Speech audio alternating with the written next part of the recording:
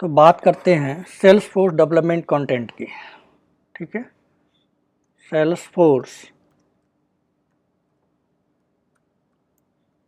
Development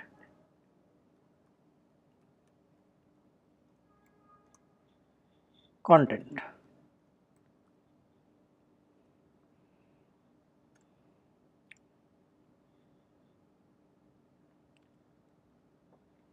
इसमें हम जो है देखेंगे apex cloud base object oriented programming. Apex cloud based object oriented programming language. ठीक है, अब अपेक्स ऑब्जेक्ट ओरिएंटेड प्रोग्रामिंग में जो बेसिक हमारा होगा, बिल्कुल बेसिक से स्टार्ट करेंगे हम। ठीक है, पहली चीज़ हम देखेंगे उसमें apex basic.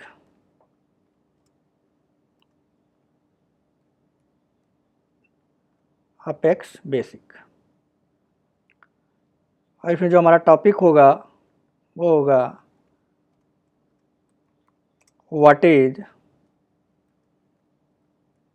Apex. What is apex programming language and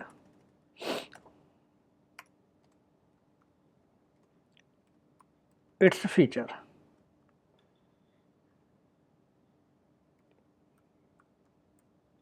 यानी फर्स्ट हम ये कवर करेंगे कि अपेक्स प्रोग्रामिंग लैंग्वेज क्या होती है, उसके क्या क्या फीचर्स होते हैं। ठीक है, नेक्स्ट की हम बात करें तो इसमें देखेंगे when, why and how. And how we need to use apex programming.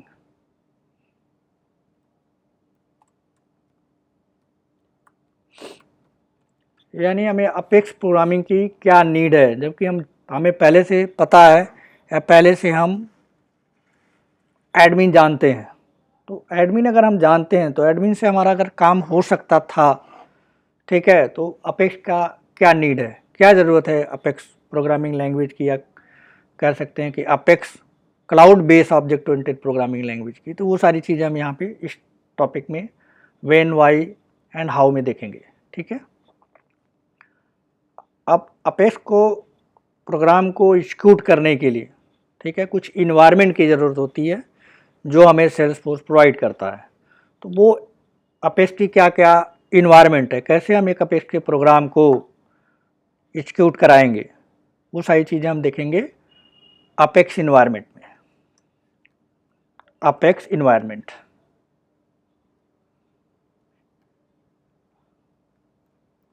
ठीक है। नेक्स्ट की अगर हम बात करें तो किसी भी प्रोग्रामिंग लैंग्वेज में कोई भी प्रोग्रामिंग लैंग्वेज, उसमें जो बेसिक से स्टार्ट होता है या बेसिक होता है, वो वेरिएबल से हम बात शुरू करते हैं। अगर प्रोग्रामिंग की बात किया जाए तो जो अपेक्स प्रोग्रामिंग लैंग्वेज है इसमें वेरिएबल्स हैं, इसमें भी कांस्टेंट हैं। ठीक है, तो वेरिएबल्स क्या होते हैं अपेक्स में वो भी हम देखेंगे। अपेक्स वेरिएबल्स, ठीक है, एंड कांस्टेंट क्या होते हैं,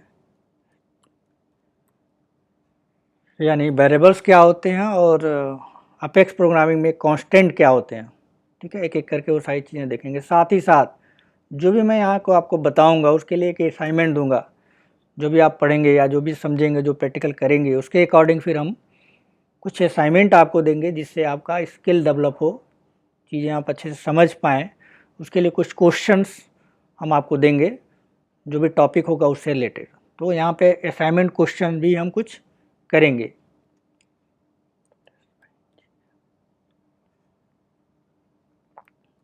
असाइनमेंट क्वेश्चंस। ठीक है, तो ये हमारा हो गया अपेक्स बेसिक में इतनी सारी चीज़ें हम देखेंगे। ठीक है, अब बात करते हैं सेकंड की। दूसरा जो हमारा होगा इसमें हम बात करेंगे बेसिक्स के बाद डेटा टाइप।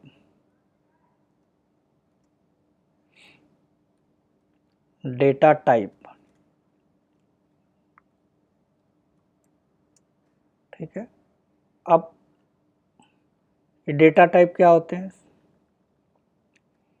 ठीक है, ये बेसिक नीड है हर प्रोग्रामिंग लैंग्वेज के लिए। डेटा टाइप हर प्रोग्रामिंग लैंग्वेज में डेटा टाइप होता है। यहाँ पे भी सेल्सफोर्स के अंदर भी कुछ डेटा टाइप्स हैं जो एक एक करके हम सारी डेटा टाइप्स को देखेंगे। जनरली इसमें अगर हम जनरलाइज वे में बात करें तो यहाँ पे दो तरह के डेटा टाइप्स होते हैं। ठीक है, डिटेल में ना जाके अगर हम सिंपल वे में कहें तो सेल्सफोर्स के अंदर दो तरह के डेटा टाइप्स होते हैं। फर्स्ट को हम बोलते हैं primitive data type.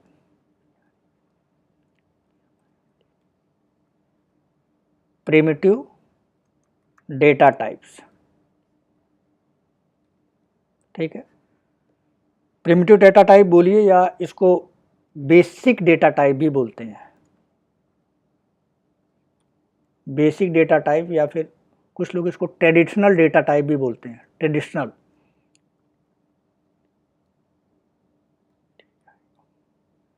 Traditional data type. तो प्रिमिटिव डेटा टाइप बोलिए, बेसिक डेटा टाइप बोलिए या ट्रेडिशनल डेटा टाइप बोलिए, बात एक ही है। ठीक है, तो पहला हो गया हमारा डेटा टाइप में, फर्स्ट हो गया प्रिमिटिव डेटा टाइप। अब क्या इसका मतलब होता है, डिटेल में जाएंगे तो आपको समझ में आएगी बात। दूसरा जो है नॉन प्रिमिटिव होता है। नॉन प्रिमिटिव,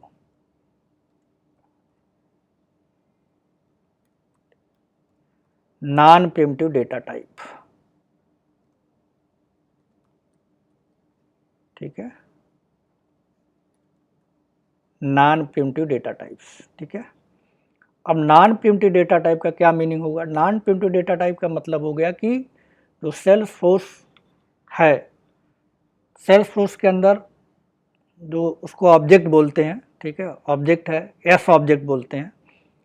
यानी नॉन प्रिमिटिव का मतलब होगा एस ऑब्जेक्ट। एक्स ऑब्जेक्ट का मतलब है सेल्स, एस मतलब सेल्स फोर्स, ऑब्जेक्ट मतलब ऑब्जेक्ट, यानी सेल्स फोर्स का ऑब्जेक्ट। यानी इसमें जो है एस ऑब्जेक्ट का मतलब हो गया कि सेल्स फोर्स ने जो ऑब्जेक्ट हमको बना के दिया है, सिंपल वे में बोलना तो हमें जो टेबल बना के दिया है, और सेल्स फोर्स के टर्म में बोले तो हम कह सकते हैं कि सेल्स फोर्स ने हमें कुछ ऑब्जेक्ट बना के दिया। वो ऑब्जेक्ट जनरली आप जानते हैं, एडमिन पढ़ के आए हैं। ठीक है, दो तरह के होते हैं, एक को कहा जाता है स्टैंडर्ड और एक को कहा जाता है कस्टम। स्टैंडर्ड का मतलब हो गया कि ऐसे ऑब्जेक्ट जो सेल्स फोर्स बना के हमको देता है उसको स्टैंडर्ड ऑब्जेक्ट बोलते हैं, स्टैंडर्ड ऑब्जेक्ट बोलते हैं। और जो प्रोग्रामर या एडमिन खुद बनाता है अपनी बिजनेस रिक्वायरमेंट के अकॉर्डिंग, उसको बोलते हैं हम कस्टम ऑब्जेक्ट। तो एस ऑब्जेक्ट भी एक डेटा टाइप है।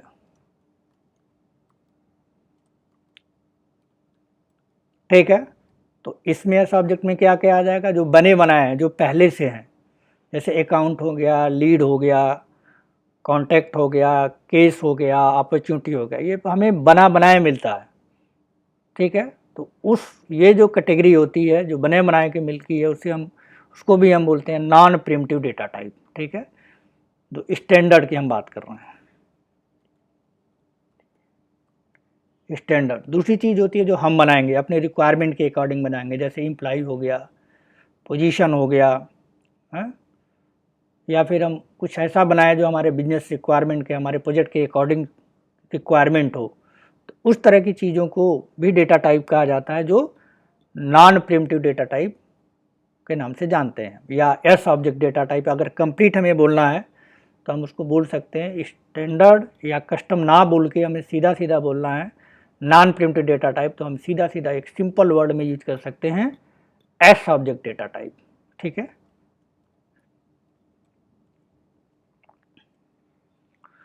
तो ये हो गया हमारा डेटा टाइप में, डेटा टाइप टॉपिक के अंदर हमारा हो गया अपेक्स डेटा टाइप। ठीक है, लिख लेते हैं apex data type.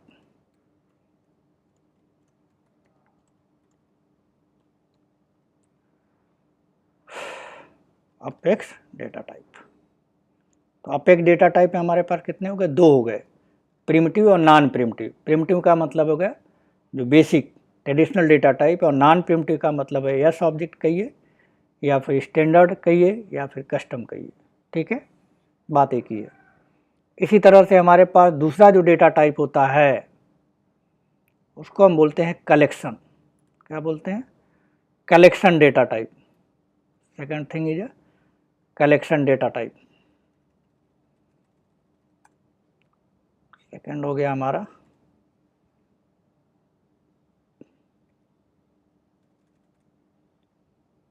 Collection, collection data type. अब इस कलेक्शन डेटा टाइप को एक दूसरे नाम से भी जानते हैं जिसको बोलते हैं कलेक्शन क्लासेस, बोलते हैं कलेक्शन क्लासेस।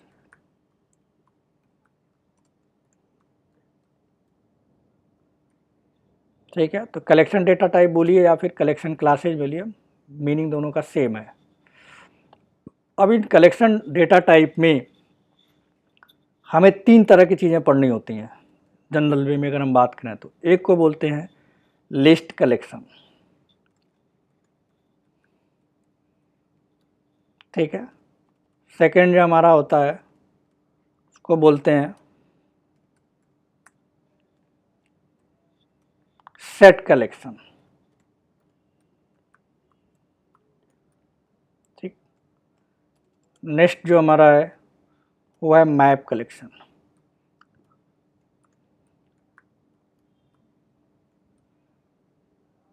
या फिर आप इसको बोल सकते हैं सेट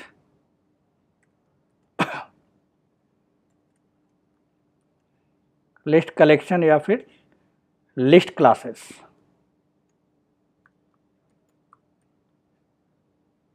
या फिर सेट क्लासेस,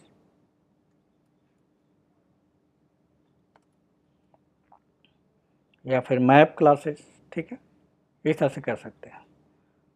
अब इसकी ज़रूरत क्या है?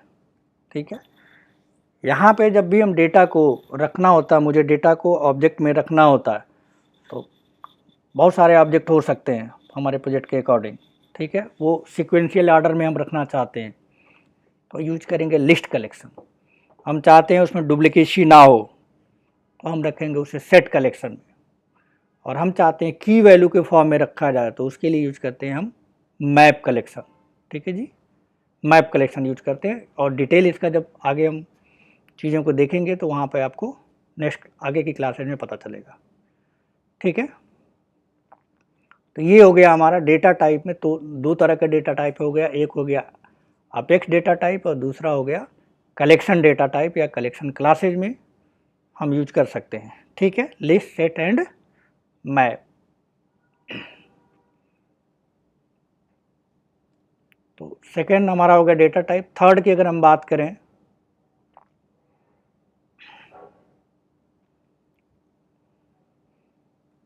तो थर्ड होता ऑपरेटर, ऑपरेटर्स। ठीक है,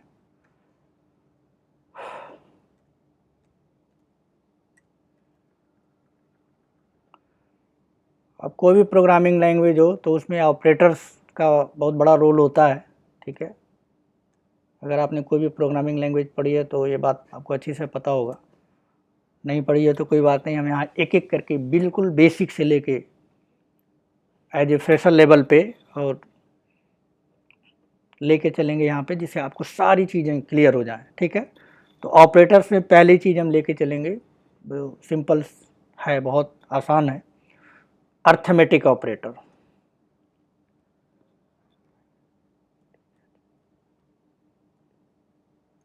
अर्थमेटिक ऑपरेटर। ठीक है, सेकंड हमारा है relational operator,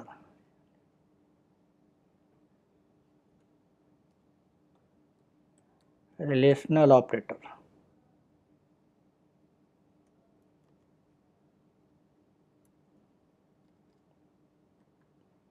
next logical operator, logical operators,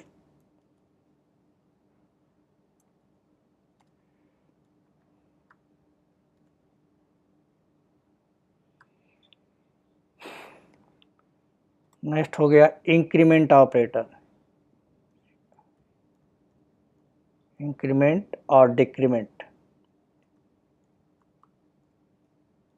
decrement operator.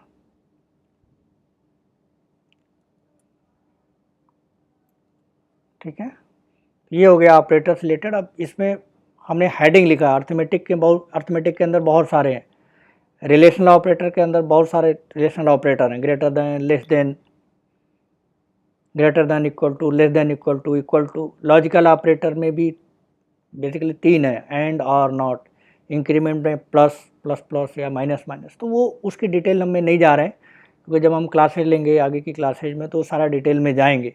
यहाँ पे एक छोटा सा ओवरव्यू में बता रहा हूँ कि हम इस डेवलपमेंट पोर्शन में क्या क्या कवर करने वाले हैं। ठीक है, नेक्स्ट हमारा होगा 4th नंबर, ऑपरेटर के बाद हम पढ़ेंगे कंट्रोल स्टेटमेंट, कंट्रोल स्टेटमेंट।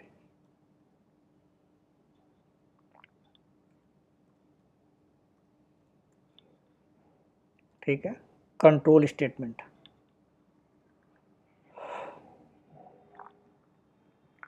अब कंट्रोल स्टेटमेंट में जो फर्स्ट हमें देखना है वो देखना if condition,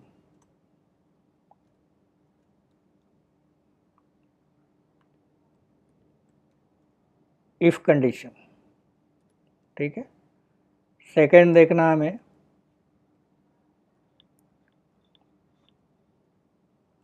if else condition,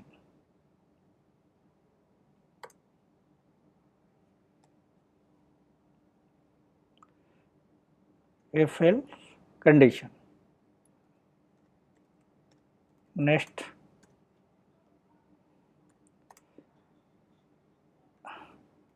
else if, next में देखेंगे नेस्टेड इफ, नेस्टेड इफ। अब नेस्टेड इफ जैसी कोई चीज़ नहीं होती है। नेस्टेड इफ का सीधा सीधा मतलब है कि एक इफ के अंदर कोई दूसरा इफ यूज करना, यानी इफ के अंदर एक दूसरा इफ, दूसरे के इफ के अंदर तीसरा इफ, तीसरे इफ के अंदर चौथा इफ। या नेस्टेड इफ एल्स का मतलब हो गया कि एक इफ एल्स के अंदर दूसरा एल्स इफ, दूसरे एल्स इफ के अंदर तीसरा एल्स इफ। तो नेस्टेड अपने आप में कुछ नहीं होता, नेस्टेड का मतलब होता है कि एक के अंदर दूसरा, एक के अंदर दूसरा। तो इसको नेस्टेड इफ भी बोल सकते हैं आप, नेस्टेड इफ एल्स भी बोल सकते हैं।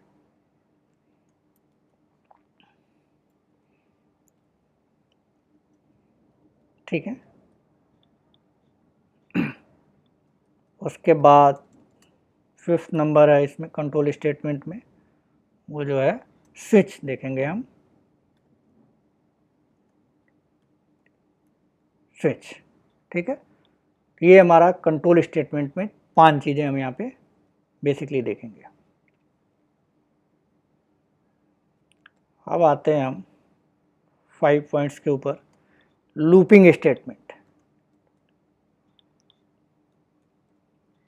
Looping statement.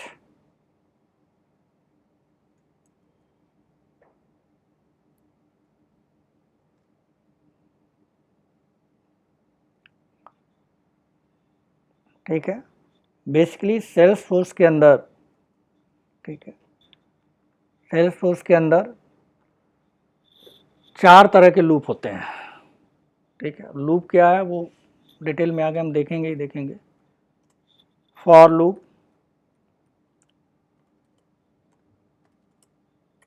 सेकंड की अगर हम बात करें तो while loop,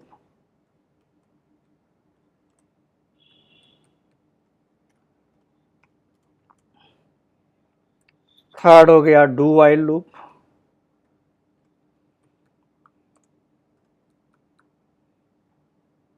do while loop,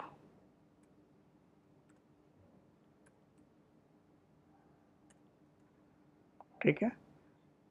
next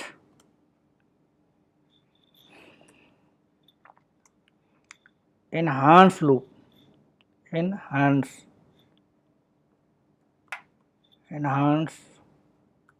for loop, इसको एक नए नाम से भी जानते हैं, कुछ लोग इसको बोलते हैं advance loop, advance for loop, advance for loop, ठीक है। और एक लूप के अंदर दूसरा लूप भी यूज कर सकते हैं आप। फॉर के अंदर फॉर यूज कर सकते हैं, वाइल के अंदर वाइल यूज कर सकते हैं, डू वाइल के अंदर डू वाइल यूज कर सकते हैं। यानी एक लूप के अंदर कोई दूसरा लूप भी यूज किया जा सकता है, जो हम प्रैक्टिकली आगे देखेंगे। तो उस तरह की चीज़ों को, उस तरह के लूप को, एक लूप के अंदर कोई और लूप यूज करें हम, तो उसको टर्म यूज किया जाता है, that is called nested loop, nested loop, ठीक है। ये हो गया हमारा 5 पॉइंट्स हो गया। 6 अगर हम बात करें तो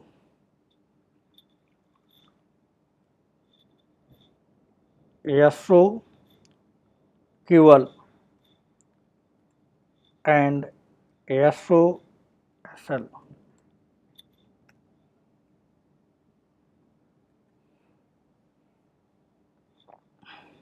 ठीक है। तो एसओ एसएल का मतलब हो गया, मीनिंग जो हुआ सिंपल वे में,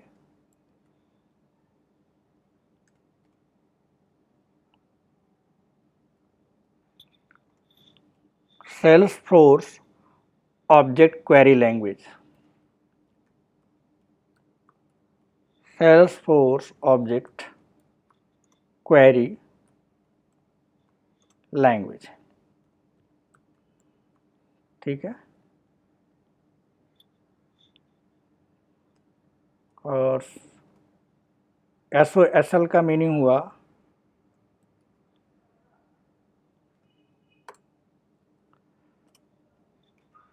Salesforce object search language, Salesforce object search language, ठीक है। अब जनरल वे में हम बात करें तो अगर दूसरी डेटाबेस की अगर हम बात करें, डेटा एक्चुअल में डेटाबेस का पोर्शन है, ठीक है। डेटा स्टोर करने के लिए एसओ क्यूएल या एसओएसएल यूज किया जाता है सेल्सफोर्स के अंदर।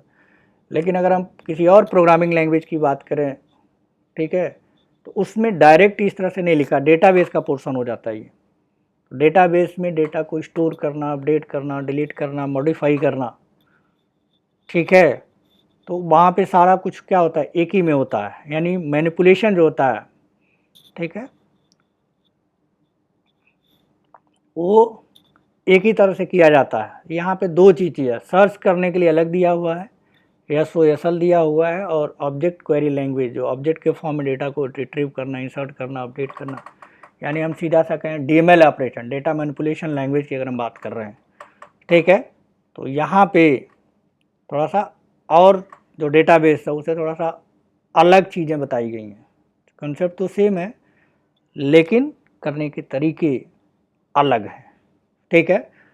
तो इसको यहाँ पे देखेंगे आगे कि सेल्सफोर्स ऑब्जेक्ट क्वेरी लैंग्वेज का क्या मीनिंग होता है, कैसे उसके कोड लिखते हैं, कैसे उसको एग्जीक्यूट करते हैं, कैसे प्रोग्रामिंग में यूज करते हैं, कैसे क्वेरी बिल्डर में यूज करते हैं। उसी तरह से दूसरा हमारे पास एसओएसएल है, सेल्सफोर्स ऑब्जेक्ट सर्च लैंग्वेज, तो उसका क्या मीनिंग है और उसको कैसे हम यूज करते हैं, प्रोग्रामिंग में कैसे यूज करते हैं, या फिर जो सेल्सफोर्स का जो क्वेरी बिल्डर है डायरेक्टली एग्जीक्यूट कैसे कराया जाता है। वो जब आगे टॉपिक आएगा तो वहाँ पे सारी चीज़ों को कवर करेंगे, ठीक। तो ये हो गया हमारा SOQL and SO SL.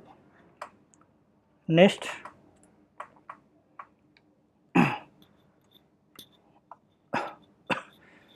Apex DML statement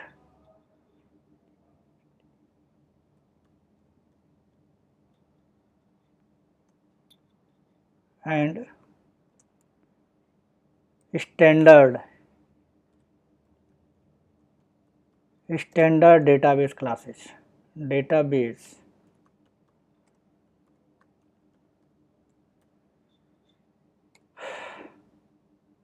यानी डीएमएल ऑपरेशन का मतलब हो गया कि डेटा मैनिपुलेशन लैंग्वेज, यानी सेल्सफोर्स के अंदर अगर डेटा को आपको मैनिपुलेट करना है, मतलब इंसर्ट करना है, अपडेट करना है, डिलीट करना है, अनडिलीट करना है, अपसर्ट करना है या मर्ज करना है, तो उसके लिए सेल्सफोर्स ने कुछ स्टैंडर्ड डेटाबेस क्लासेज बना के दिया हैं, जिनका यूज करके आप सिंपल वे में कहें तो कर्ड ऑपरेशन परफॉर्म कर सकते हैं।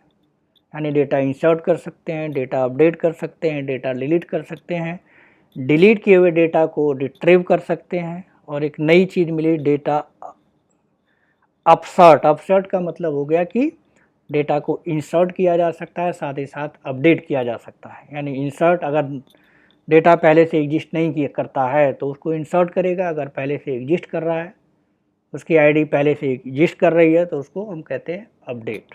तो अपसर्ट में ये दोनों होता है, वो चेक कर लेता है डेटा को इंसर्ट करना है, डेटा को अपडेट करना है, और लास्ट होता है अपना मर्ज। तो इसमें 6 तरह के ऑपरेशन परफॉर्म करने के लिए सेल्सफोर्स ने कुछ क्लासेस दिया है, स्टैंडर्ड डेटाबेस क्लासेस दिया है, जिनका यूज करके हम डेटा मैनिपुलेशन लैंग्वेज यानी डेटा के साथ ये 6 ऑपरेशन हम परफॉर्म कर सकते हैं। कौन कौन से हैं वो लिख लेते हैं। इंसर्ट, दूसरा है अपडेट,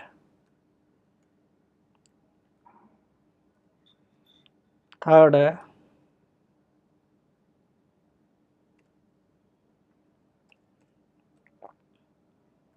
थर्ड जो है वो है डिलीट, नेक्स्ट फोर्थ नंबर है अनडिलीट,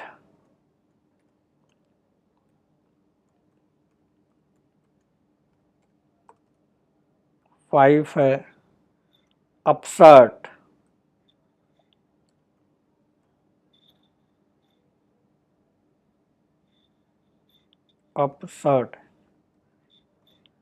लिख देता हूँ यहाँ पे। अपसर्ट का क्या मतलब होता है, इंसर्ट प्लस अपडेट। ठीक, नेक्स्ट आ गया हमारा मर्ज। ठीक है, तो ये 6 डीएमएल ऑपरेशन हम डेटा बेस क्लासेस के थ्रू परफॉर्म कर सकते हैं। ठीक, नेक्स्ट हमारा जो है 8 नंबर, चैप्टर 8 कह सकते हैं इसको, अपेक्स ट्रिगर है।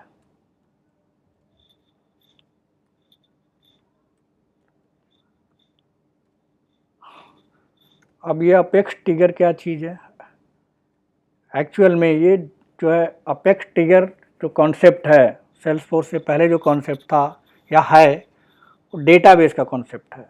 यानी ओरेकल के अंदर हम ट्रिगर बनाते हैं, एक पर्टिकुलर टाइम पे हम कोई चीज़ अगर फायर करना चाहें, कोई कोड एग्जीक्यूट करना चाहें, ठीक है, तो उसको हम डेटाबेस के टर्म में बोलते हैं triggers.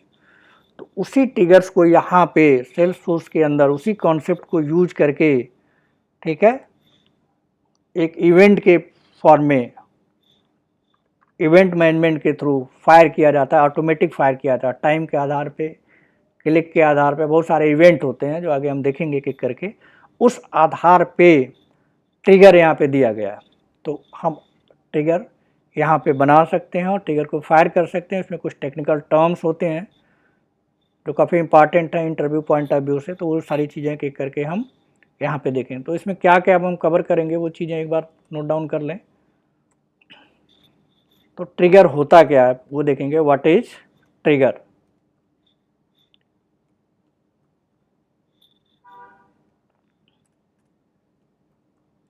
What is trigger and why use the trigger. Trigger को हम क्यों यूज करें, हमारा प्रोग्राम तो चलता ही है नॉर्मली, तो उसे अगर हम ट्रिगर यूज करें तो उससे क्या एडवांटेज हो जाएगा, क्या हमें एडवांटेज मिले as a programmer, as admin, ठीक है।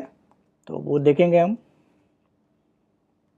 नेक्स्ट हमारा आता है जो ट्रिगर होता है वो कितने तरह का होता है, यानी टाइप्स ऑफ ट्रिगर,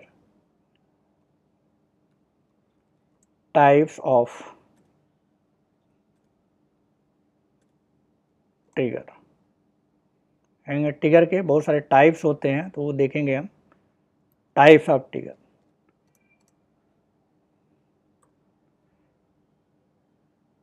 थर्ड की बात करें तो ट्रिगर के अंदर कुछ कॉन्टेक्स्ट वेरिएबल्स होते हैं, ठीक है, जो हमारे लॉजिक को एग्जीक्यूट करने के लिए, पर्टिकुलर इवेंट पे फायर करने के लिए यूज किए जाते हैं, ठीक है। तो वो कॉन्टेक्स्ट वेरिएबल कौन कौन से हैं, कितने तरह के होते हैं, वो सारी चीज़ें हम देखेंगे। यानी ट्रिगर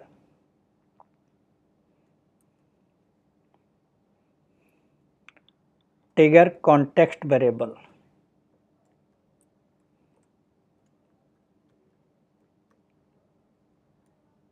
ठीक है। Next trigger handler factory. Next हमारा टॉपिक होगा ट्रिगर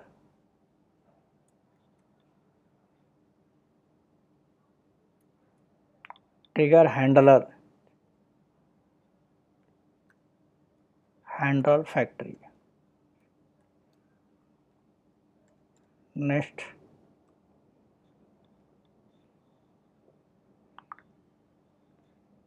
अब ट्रिगर को जब हम बनाते हैं तो उसमें सिंपल वे में कोड नहीं लिखते हैं, उसका अपना एक स्टैंडर्ड होता है, बेस्ट प्रैक्टिस होता है, जो कि सेल्सफोर्स हमसे चाहते हैं कि हम ट्रिगर उसी तरह से लिखें। तो वो बेस्ट प्रैक्टिस क्या है, प्रोग्राम तो हम किसी भी तरह से बना सकते हैं, लेकिन सेल्सफोर्स की कंपनी के अकॉर्डिंग बेस्ट प्रैक्टिस क्या है वो भी हम यहाँ पे देखेंगे।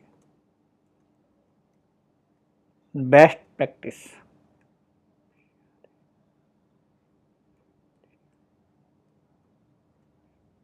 Best practice for trigger.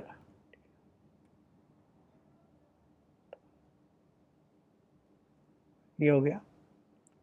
अब नेक्स्ट जो है इसमें कुछ सिनेरियो बेस्ड हम क्वेश्चंस लेंगे जिससे आपको चीज़ें क्लियर हों, ठीक है। यानी असाइनमेंट कुछ असाइनमेंट हम आपको देंगे जिससे आपको चीज़ें क्लियर हो। असाइनमेंट के कुछ क्वेश्चंस होंगे जो कंपनी में पूछे गए हैं, कंपनी सिनेरियो के बेस पे ये सारी चीज़ें होती हैं, तो उसको भी यहाँ देखेंगे। तो 6 पॉइंट वही लिख लेते हैं, ठीक है। असाइनमेंट क्वेश्चंस होंगे। तो 8 टॉपिक हो गया हमारा। नाइन्थ नंबर पे हमारा है एसिंक्रोनस प्रोग्रामिंग।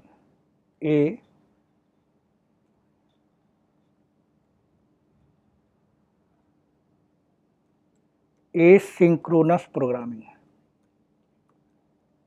अब एसिंक्रोनस प्रोग्रामिंग क्या होता है, जब टॉपिक आएगा तो देखेंगे, अभी एक वर्ड में मैं एक्सप्लेन नहीं कर सकता इसको, ठीक है।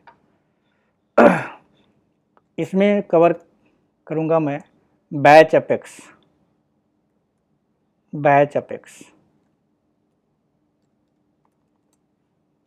नेक्स्ट जो है शेड्यूल अपेक्स,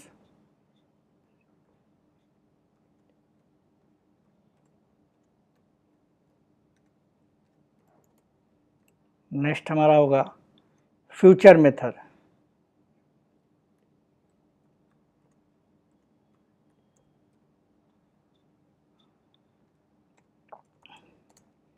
नेक्स्ट होगा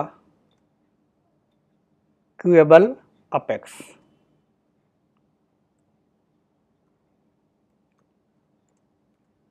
ठीक है। इसके अलावा भी हैं, ठीक है। ये सारी चीज़ें देखेंगे। उसके बाद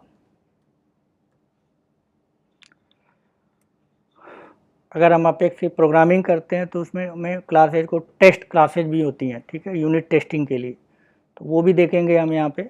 अपेक्स यूनिट टेस्टिंग,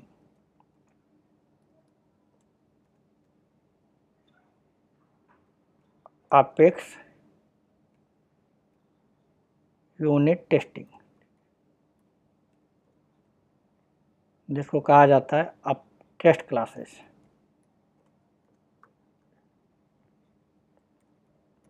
ठीक है, यहाँ पे देखेंगे ये क्या है, कैसे काम करते हैं। Next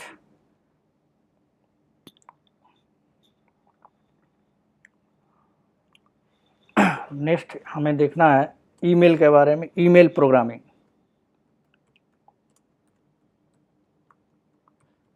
email programming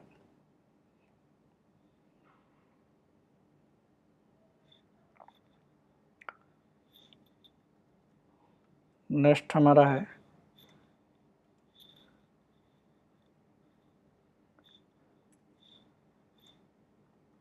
rest API call. यानी जब हम इंटीग्रेशन की अगर हम बात करेंगे, बेसिक ऑफ इंटीग्रेशन, यहाँ लिख देता हूँ मैं इंटीग्रेशन। ठीक है, इंटीग्रेशन का मतलब एक एप्लीकेशन किसी दूसरे एप्लीकेशन के साथ अगर कम्युनिकेट करती है, डेटा एक्सचेंज करती है, तो उसको बोलते हैं इंटीग्रेशन। सिंपल वर्ड में बोला तो इसमें हम देखेंगे रेस्ट एपीआई के थ्रू, और दूसरा देखेंगे, ठीक है, सोप के थ्रू। सोप एपीआई के थ्रू जो पहले यूज होता था, अभी लेटेस्ट जो यूज होता है वो 99% क्या यूज होता है, 99% यूज होता है। और ये रेस्ट सोप जो बहुत कम यूज होता है, जो पुराने प्रोजेक्ट हैं उसी में यूज होता है, 2% यूज होता है। कोई पुराना प्रोजेक्ट होगा उसमें इंटीग्रेशन के लिए यूज करता है सोप, लेकिन अभी जो नया कोई एप्लीकेशन बनता है, ठीक है, तो उसमें यूज करते हैं 99%। अब ये जो सोप होता है उसके अंदर होता है हमारा डेटा को एक्सचेंज करने का XML यूज किया जाता है, जबकि यहाँ पे रेस्ट एपीआई का JSON यूज किया जाता है। ठीक है, तो ये देखेंगे जब देखेंगे तो ठीक है। अब इसके बाद यानी हमने ये पूरे अपेक्स को 12 पार्ट में डिवाइड किया है। कितने पार्ट में डिवाइड किया है? 12 पार्ट में। अपेक्स पहला पार्ट हमारा हो गया अपेक्स प्रोग्रामिंग, दूसरा हो गया डेटा टाइप, तीसरे पार्ट को हम कह रहे हैं ऑपरेटर्स, चौथे को कंट्रोल स्टेटमेंट, पांचवा जो हमारा पार्ट होगा वो होगा लूपिंग स्टेटमेंट, छठा होगा SQL SOQL एंड SOSL।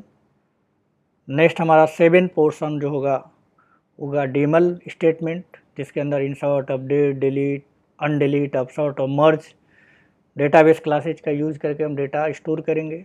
ठीक, उसके बाद अपेक्स ट्रिगर्स की बात करेंगे, क्या होता है, ठीक है, कैसे काम करता है, कैसे करते हैं। उसके बाद आता हमारा 9 ऑप्शन एसिंक्रोनस प्रोग्रामिंग, क्या मीनिंग होता है उसमें पढ़ेंगे, batch, apex, schedule, future method, queueable method. ठीक है, टेस्ट क्लासेस देखेंगे, ईमेल प्रोग्रामिंग देखेंगे और साथ में इंटीग्रेशन देखेंगे। ये हमारा पोर्शंस हो गया अपेक्स के अंदर, अपेक्स क्लाउड बेस्ड प्रोग्रामिंग के अंदर। अब उसके इससे हमारा काम नहीं चलेगा, अगर हमें कोई वेबसाइट्स बनानी है, कुछ GUI टाइप का बनाना है, तो उसके अलावा हमें कुछ चीज़ें और देखनी पड़ेंगी जिन्हें हमें कहा जाता है UI डेवलपमेंट। UI डेवलपमेंट बोलिए या GUI इंटरफेस भी बोलते हैं इसको। GUI का मतलब ग्राफिकल यूजर इंटरफेस। ठीक है, तो ये यहाँ पे देखेंगे बेसिकली इसमें दो तरह की चीज़ें हैं GUI इंटरफेस के अंदर। ठीक है, या इसको कह सकते हैं यूजर इंटरफेस। यूजर इंटरफेस मतलब जो डिज़ाइन पेज होगा, गुड लुकिंग होगा, ठीक है, उसको हम जो बनाना है हमें, तो पहला जो इसमें यूज किया जाता है उसको बोलते हैं lighting aura component. Lighting aura component, ठीक है, जो एक वेब फ्रेमवर्क है।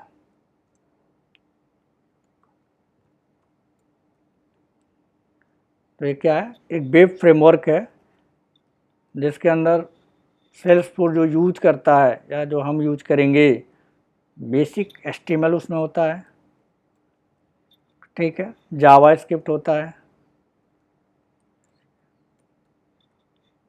ठीक है, और CSS होता है, ठीक है। तो जो हम HTML में कोई हमें बटन बनाना है, कोई चेक बॉक्स बनाना है, रेडियो बटन बनाना है, अगर इस तरह के काम हमें करने हैं तो लाइटिंग और कंपोनेंट में बने बनाए कंपोनेंट है जिनका हम बेसिकली कॉपी पेस्ट करके बना लेंगे, हमें कोड लिखने की ज़रूरत नहीं है।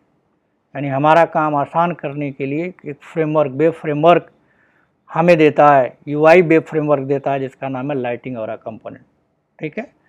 ये भी हम सारी चीज़ें देखेंगे, लाइटिंग और कंपोनेंट। सेकंड जो हमारा फ्रेमवर्क है वो है लाइटिंग वेब कंपोनेंट,